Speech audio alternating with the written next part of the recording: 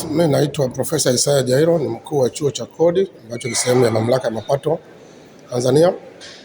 Leo tunayo furaha hapa chuoni kwetu kusherehekea siku ya kimataifa ya forodha ulimwenguni. Masuala ya forodha ni masuala ya kimataifa, lakini pia masuala ya forodha katika mamlaka ya mapato tunaendesha kwa kushirikiana na Jumuiya ya Afrika Mashariki. Siku hii ni siku muhimu sana ya kuweza kukumbuka na kukumbushana kazi za forodha na umuhimu wake katika jamii.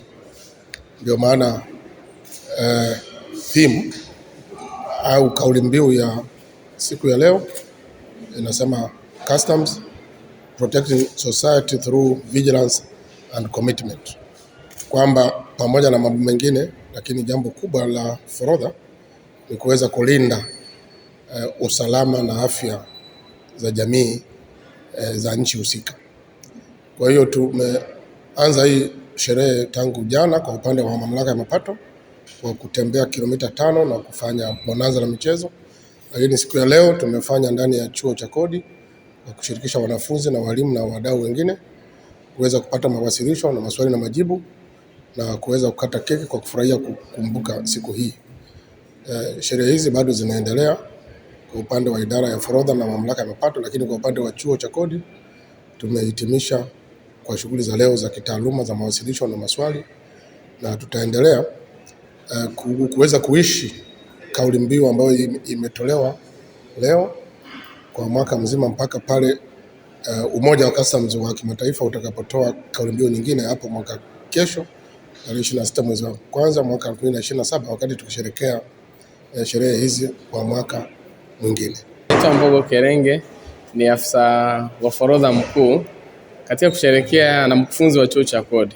Katika kusherehekea siku hii ya forodha duniani, sisi kama chuo cha kodi tumeweza kuwa na mjadala unaohusiana na nafasi ya forodha katika kuweza kulinda jamii, na tulijaribu kuwa tuna mjadala wetu mkubwa ulikuwa umejikita kwenye himaya ya forodha ya pamoja, lakini pia na vituo vya pamoja vya mpakani vile ambavyo tunavyo, na tukaangalia nafasi yake katika kulinda jamii yetu. Tumejaribu kuelezea jinsi ambavyo kwamba vituo hivi vinasaidia kwamba ukaguzi wa pamoja. Unapofika pale unakuta idara za forodha kutoka nchi jirani zinakuwa pamoja, zinakagua kwa pamoja, lakini pia wadau mbalimbali wale wengine tunaita kama kina TBS, TMDA, polisi, uhamiaji wanakuwa pale kwa pamoja, wanasaidia sana kulinda jamii. Kwa sababu kwa mfano huko nyuma vituo vilikuwa vikifanya ukaguzi tofauti tofauti, ulikuwa unajikuta mzigo unaweza ukawa umetajwa Kenya unaingia Tanzania, baadaye hapa katikati ukapotea. Lakini kwa sababu sasa hivi mzigo unaoingia upande wa nchi inayoingia ndio unaohusika kukagua na wale wadau wote,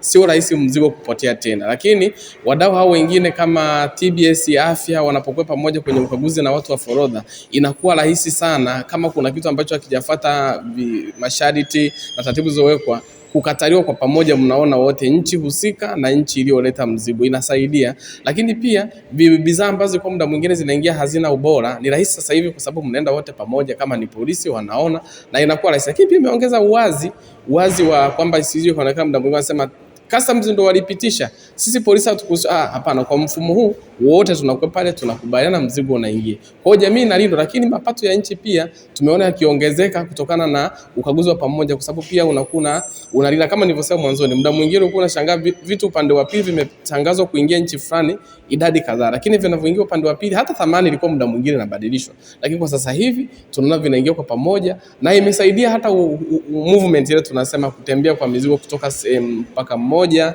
kuingia mpaka mwingine, inakuwa vikwazo vya katikati hapa vimekuwa havipo. Kwa hiyo umeona tumejaribu kujadili na wanafunzi wetu hapa, wameelewa na wamechangia.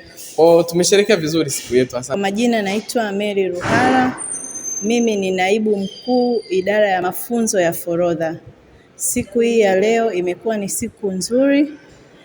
Wanafunzi wameweza kujifunza mambo mbalimbali kuhusiana na masuala ya forodha, hasa kwenye maeneo ya single customs territory na one stop border post.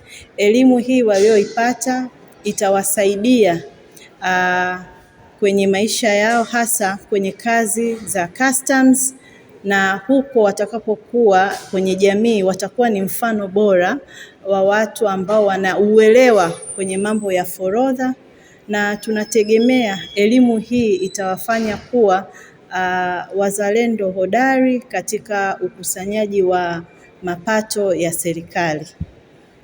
Na pia tunategemea ujuzi huu walioupata itasaidia kwa wale wanafunzi ambao watakuwa wamemaliza na kujitegemea. Elimu hii itawasaidia katika kujipambanua kwenye maeneo ya forodha, hasa kwenye eneo la ujasiriamali, na namna ambavyo wanaweza wakawasaidia walipa kodi wengine kupata uelewa zaidi kwenye mambo ya forodha.